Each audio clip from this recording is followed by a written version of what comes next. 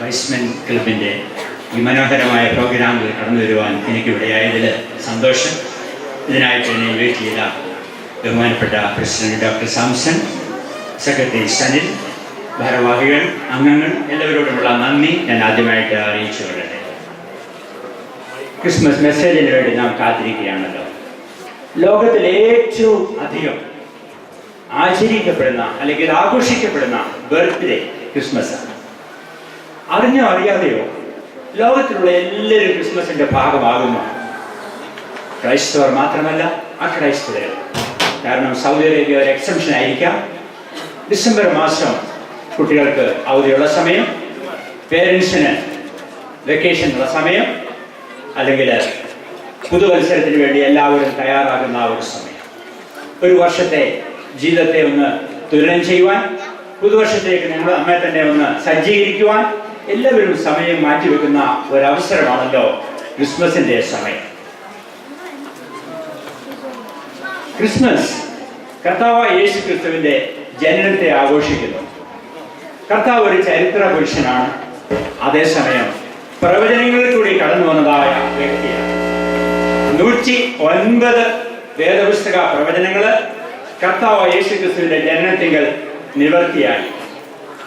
226 പ്രവചനങ്ങൾ അവന്റെ രണ്ടാമത്തെ വരവിന് വേണ്ടി നിവർത്തിയാകുവാൻ ബാക്കി നിൽക്കുന്നു. അങ്ങനെയെങ്കിൽ ഈ കർത്താവായ യേശു ക്രിസ്തു ആര്? 2000 വർഷം മുമ്പ് നടന്ന ഒരു ചരിത്ര സംഭവം ഇത്രമാത്രം ലോകത്തെ സ്വാധീനിക്കാനുള്ള കാരണമെന്ന് 750 വർഷങ്ങൾക്ക് കർത്താവിന്റെ ജനനത്തിന് മുൻപ് യെശയ്യാ പ്രവാചകൻ പറഞ്ഞു, കന്യക ഗർഭിണിയായ ഒരു മകനെ പ്രസവിക്കും, അവർ ഇമ്മാനുവേൽ എന്ന പേരിടണം. എന്താണ് ഇമ്മാനുവേൽ? ദൈവം നമ്മോടുകൂടെ. ലോകം ദൈവത്തെ അറിഞ്ഞത് ദൂരതയിലിരിക്കുന്ന ഒരു ദൈവം, കാണാൻ കഴിയില്ല, ഭയപ്പെടേണ്ട ഒരു വ്യക്തി. ഒരിക്കലും ആർക്കും ദൈവവുമായിട്ട് ഇത്ര അടുപ്പമില്ല. പെട്ടെന്ന് പ്രവാചകൻ പറയുന്നു, ദൈവം ഇതാ നമ്മോടുകൂടെ ഈ ലോകത്തിലേക്ക് വരുവാനായിട്ട് ആഗ്രഹിക്കുന്നു. നമുക്ക് 4 സുവിശേഷങ്ങൾ നൽകപ്പെട്ടിട്ടുണ്ട്. 3 സുവിശേഷങ്ങളും കർത്താവായ യേശു ക്രിസ്തുവിന്റെ ജനനം, അവന്റെ പ്രവർത്തനങ്ങൾ, കർത്താവിന്റെ ഉപദേശങ്ങൾ, അവന്റെ മരണം, അവന്റെ സ്വർഗാരോഹണം, ഇതേപ്പറ്റി സംസാരിക്കുന്നു. എന്നാൽ 4ാമത്തെ ഒരു സുവിശേഷമുണ്ട്. അത് ഈ ചരിത്രത്തിന്റെ ചരിത്രമാണ്. യോഹന്നാൻ രേഖപ്പെടുത്തി, ആദിയിൽ വചനമുണ്ടായിരുന്നു, വചനം ദൈവത്തോട് കൂടെയായിരുന്നു, വചനം ദൈവമായിരുന്നു. എന്താണ് ഈ വചനം എന്ന് പറയുന്നത്? ഇത് വായിക്കുമ്പോഴൊക്കെ എനിക്ക് തോന്നുന്നു, എന്താണ് ഇതിന്റെ അർത്ഥം? What it means word.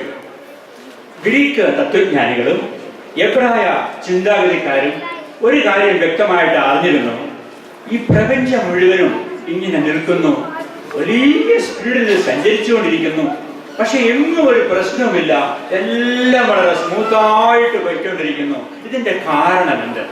ഇതിനെ നിർമ്മിച്ചതാര്? ഇതിനെ സംരക്ഷിക്കുന്നതാര്? ഇതിനെ നയിക്കുന്നതാര്? അതാണ് ലോഗോസ്. അതാണ് ദൈവത്തിന്റെ ചിന്ത, ദൈവത്തിന്റെ മനസ്സ്, ദൈവത്തിന്റെ ലോജിക്ക്. ഇതാണ് ഇതിനെ നിയന്ത്രിച്ചുകൊണ്ടിരിക്കുന്നത്. അപ്പോൾ യോഹന്നാൻ എഴുതി, ആ ലോഗോസ് മനുഷ്യനായി അവതരിക്കും. വചനം ജഡമായി തീർന്നു, നമ്മുടെ ഇടയിൽ പാർത്തു. ഇതാണ് വാസ്തവത്തിൽ ക്രിസ്മസിന്റെ സന്ദേശം. ലോകത്തെ ഉണ്ടാക്കിയ, ലോകത്തെ നയിക്കുന്ന, ലോകത്തെ നിയന്ത്രിക്കുന്ന ദൈവം മനുഷ്യനായിട്ട് നമ്മുടെ ഇടയിൽ വന്ന് പാർത്തു. അപ്പൊ ക്രിസ്മസിന്റെ സന്ദേശം വാസ്തവമായിട്ട് നാം ഉൾക്കൊള്ളണമെങ്കിൽ നാം ഒരു കാര്യം ഓർക്കണം. ദൈവത്തിന്റെ നിത്യനായ ദൈവം, അവൻ ആദിയിൽ ഉണ്ടായിരുന്നവൻ, അവൻ ദൈവത്തോട് കൂടെ ഉണ്ടായിരുന്നവൻ, അവനൊരു വ്യക്തിത്വമുണ്ട്, അവൻ ദൈവമായിരുന്നു, അവൻ ദൈവത്വമുള്ളവൻ. അപ്പോൾ സാധാരണ മനുഷ്യനല്ല കർത്താവായ യേശു ക്രിസ്തു. കർത്താവായ യേശു ക്രിസ്തു മറ്റുള്ള നിന്ന് വ്യത്യസ്തനാണ്. He was unique. ആരും കന്യകയിൽ നിന്ന് ജനിച്ചിട്ടില്ല, ദൈവപുത്രൻ മാത്രമേ ജനിച്ചിട്ടുള്ളൂ. ഈ കർത്താവായ യേശു ക്രിസ്തു ഈ ലോകത്തിലേക്ക് കടന്നു വന്നു. അപ്പോൾ ക്രിസ്മസിന്റെ സന്ദേശം എന്താണ്? വാസ്തവത്തിൽ ദൈവവുമായിട്ട് നമുക്ക് സമാധാനം വേണം. ദൂതന്മാരോട് ഘോഷിച്ചപ്പോൾ പറഞ്ഞു, ഭൂമിയിൽ അത്യുന്നതൻ ദൈവത്തിന് മഹത്വം, ഭൂമിയിൽ ദൈവപ്രസാദമുള്ള മനുഷ്യർക്ക് സമാധാനം. വാസ്തവത്തിൽ ഇന്ന് ലോകത്തിൽ ഇല്ലാത്തത് സമാധാനമാണ്. നമ്മുടെ ജീവിതത്തിൽ സമാധാനം വേണമെങ്കിൽ 2 കാര്യങ്ങൾ നമ്മുടെ ജീവിതത്തിൽ നടക്കണം. We must have peace with God. ദൈവവുമായിട്ടുള്ള സമാധാനം ഉണ്ടാകണം. ദൈവവുമായിട്ട് സമാധാനമുള്ള മനുഷ്യന് മാത്രമേ മനുഷ്യരുമായിട്ടും സമാധാനം ഉണ്ടാവാൻ സാധ്യമാകുകയുള്ളൂ. പീസ് വിത്ത് ഗോഡ് എന്നുള്ളതാണ് ഒരു മനുഷ്യന്റെ ജീവിതത്തിലെ ഏറ്റവും പ്രധാനപ്പെട്ട ഒരു കാര്യം. ഒരു ദൈവസന്നിധിയിൽ നാം മുട്ടുകുത്തുമ്പോൾ നമ്മുടെ ഹൃദയത്തിൽ ഒരു തോന്നലുണ്ടാകരുത്, കർത്താവ് നിന്റെ മുമ്പിൽ നിൽപ്പാൻ തക്കവണ്ണം തടസ്സമായിട്ട് എൻ്റെ ജീവിതത്തിൽ ഒന്നുമില്ല. അങ്ങനെ എന്തെങ്കിലും ഉണ്ടെങ്കിൽ അതിനെ മാറ്റുവാനാണ് കർത്താവ് യേശുക്രിസ്തു ലോകത്തിലേക്ക് വന്നത്. We must have peace with God. ദൈവമായിട്ട് സമാധാനമുള്ള ഒരു മനുഷ്യന് സഹജീവികളുമായിട്ട് സമാധാനമുണ്ട്. We must be peacemakers. അപ്പൊ ക്രിസ്മസിന്റെ സന്ദേശം വാസ്തവത്തിൽ നമ്മൾ പീസ് മേക്കേഴ്സ് ആവണം. ഈ വൈസ്മെന്റത്തിന്റെ വാസ്തവമായിട്ടുള്ള ഉദ്ദേശം അത് തന്നെയാണ്. മനുഷ്യരുടെയിൽ സമാധാനം ഉണ്ടാക്കുവാനായിട്ട് നമുക്ക് എന്ത് ചെയ്യാനായിട്ട് കഴിയും? പ്രയാസങ്ങള്, സങ്കടങ്ങള് തമ്മിൽ വിഘടിച്ചു നിൽക്കുന്ന ഈ ലോകത്തെ കർത്താവായ യേശുക്രിസ്തുവിൽ ഒന്നാക്കി തീർക്കണമെന്നുള്ളത് ദൈവത്തിന്റെ വലിയ ആഗ്രഹമാണ്. അപ്പൊ ക്രിസ്മസിന്റെ സന്ദേശം വാസ്തവത്തില് it is that we must have peace with God and peace with മാൻ.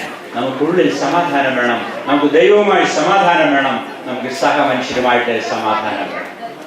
രണ്ടാമത്തെ ക്രിസ്മസിന്റെ മെസ്സേജ് ഇവിടെ ഡോക്ടർ സാംസണും അതുപോലെ തന്നെ പ്രിൻസിപ്പൽ ബഹുമാനപ്പെട്ട പൈസ് ജോൺ സാർ പറഞ്ഞു. ഹ്യൂമിലിറ്റി. കർത്താവായ യേശുക്രിസ്തുവിന്റെ ഒരു കൊട്ടാരത്തിൽ ജനിക്കാമായിരുന്നു.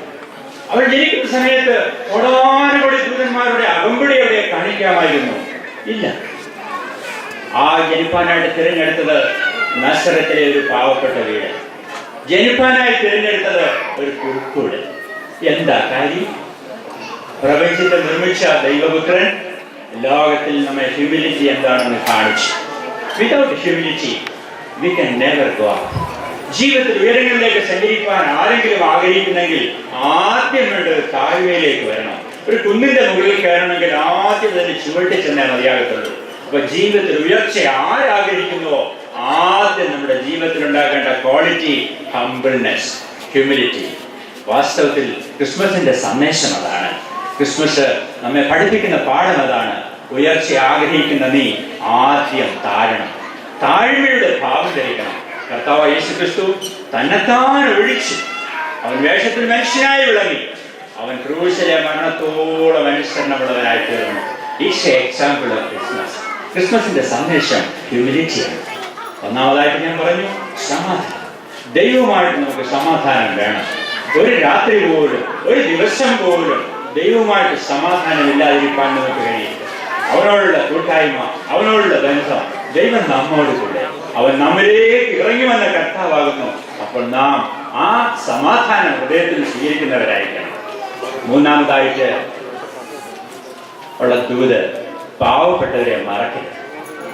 ഞാൻ ഈ ക്രിസ്മസിനെ പറ്റി ഓർക്കുമ്പോഴൊക്കെയും ഓർക്കുന്ന ഒരു പിക്ചർ, അനേക ദിവസങ്ങൾ സഞ്ചരിച്ചതിന് ശേഷം കഴുതപ്പുറത്ത് കന്യകമറിയത്തെ ഇരുത്തിക്കൊണ്ട് ജോസഫ് പല വീടിന്റെയും മുന്നേ പോയി മുട്ടി കാണും. ഒന്ന് തുറക്കണമേ, ഈ രാത്രി ഞങ്ങൾക്ക് കഴിപ്പാനൊരു സ്ഥലം തരണം. ഒരൊറ്റ വീട് പോലും തുറന്നു കൊടുത്തില്ല. ബേത്ലഹേമിലെ ജനങ്ങൾക്ക് വലിയൊരു റിവാർഡ് നഷ്ടപ്പെട്ടു അല്ലേ? എത്രയോ നല്ല ഭവനങ്ങള് ആശയ്ക്ക് വേണ്ടി കാത്തിരുന്ന സമയമാണ് താനും. പക്ഷേ ഈ ജോസഫിന്റെയും മേരുടെയും മുമ്പിൽ അവരുടെ വീടിന്റെ വാതിലുകളൊക്കെയും അടഞ്ഞു കിടന്നു. എന്താണ് ഇത് അർത്ഥമാക്കുന്നത്? പാവപ്പെട്ടവരെ മറക്കരുത്. ഇന്ന് ഈ പഠനത്തിൽ വരുവാനായിട്ട് നമുക്കൊക്കെയും ഭാഗ്യമുണ്ടായി. നല്ല സ്ഥാനങ്ങൾ, നല്ല ജോലികളൊക്കെ ദൈവം നമുക്ക് തന്നു. തീർച്ചയായും ധാരാളം സമ്പന്നത നമ്മുടെ ജീവിതത്തിലേക്ക് കടന്നു വന്നു. പക്ഷെ ഒന്ന് ഓർക്കണം, this is for you to share with others.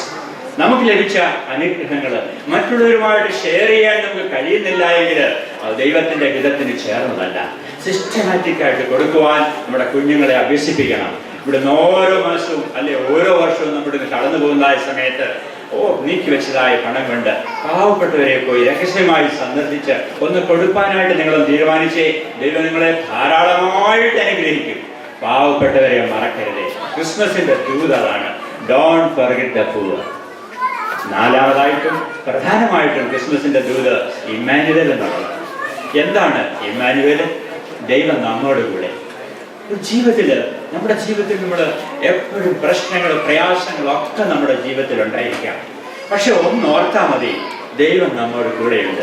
കർത്താവായ യേശുക്രിസ്തുവിനെ ഈ ലോകത്തിലേക്ക് അയച്ച പിതാവായ ദൈവം നമ്മോടുകൂടെ ഇരിക്കാനായിട്ട് അയച്ചേക്കുന്നത്. ഇതാ ഞാൻ ലോകാവസാനത്തോളം എല്ലാ നാളും കൂടെയുണ്ട്.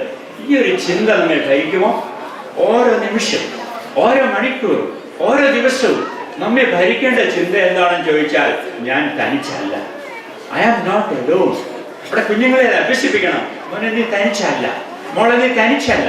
നിന്നെ കാക്കുവാൻ കർത്താവിന് കഴിയും. നിന്നോട് കൂടെ ഇരിക്കാൻ യേശുവിന് കഴിയും. നിന്റെ സകല പ്രവർത്തനങ്ങളും അവന് ബഹുമാനം വരുത്തുന്നതായിരിക്കണം.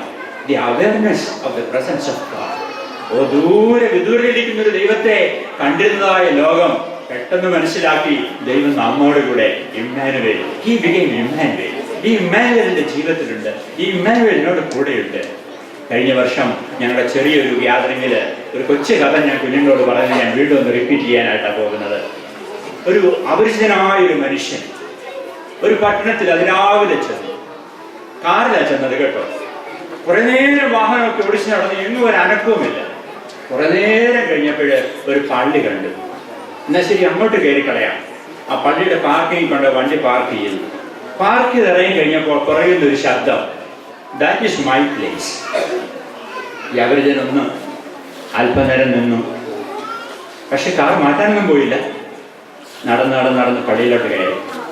അപ്പൊ സൺഡേ സ്കൂൾ നടന്നുകൊണ്ടിരിക്കുകയാണ്. അവിടെ കുറെ ടേബിളും ബെഞ്ചും ഒക്കെ ഇട്ടിട്ടുണ്ട്.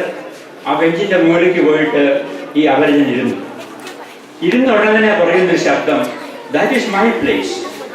ഒരാൾ പറയുക, ഞാൻ സാധാരണ സ്ഥലമാണത്. അവരെ എഴുന്നേക്കാനൊന്നും പോയില്ല, അവിടെ ഇരുന്നു.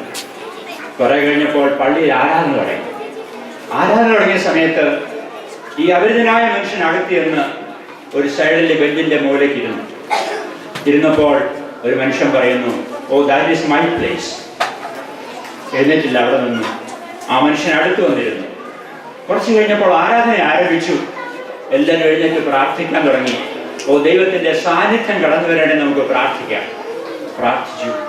ഈ അപരിചിതനായ മനുഷ്യൻ അവിടെ നിൽക്കുന്നു. അദ്ദേഹത്തിന്റെ മുഖഭാവമൊക്കെ മാറുന്നു. ശരീരമൊക്കെ വളരെയധികം മാറ്റം വരുന്നു. പ്രകാശമാനമായിത്തീരുന്നു. ദാറ്റ് ഈസ് മൈ പ്ലേസ് എന്ന് പറഞ്ഞ ആള് കണ്ടിട്ട് അത്ഭുതപ്പെട്ടു. എന്നിട്ട് ചോദിച്ചു, വാട്ട് ഹാപ്പൻ ടു യു? കയ്യിലേക്ക് നോക്കിയപ്പോൾ ആണിപ്പാടുകൾ. I took your place. നമ്മോട് കർത്താവ് യേശു ക്രിസ്തു പറയുന്നത് ഇതേ വാക്കാണ്. I took your place. നിന്റെ സങ്കടങ്ങള്, നിന്റെ വേദനകള്, നിന്റെ പരാജയങ്ങള്, നിന്റെ പാപങ്ങള്, നിന്റെ വീഴ്ചകള്, നിന്റെ രോഗങ്ങളെല്ലാം ഞാൻ എടുത്തു. ക്രിസ്മസിന്റെ സന്ദേശം കർത്താവായ യേശു ക്രിസ്തു നമ്മുടെ ഇറങ്ങി വന്നു. നമ്മുടെ പ്രയാസങ്ങള്, നമ്മുടെ സങ്കടങ്ങള്, നമ്മുടെ ദുഃഖങ്ങള്, നമ്മുടെ പാപങ്ങള് സകലതും അവൻ ഏറ്റെടുത്തു.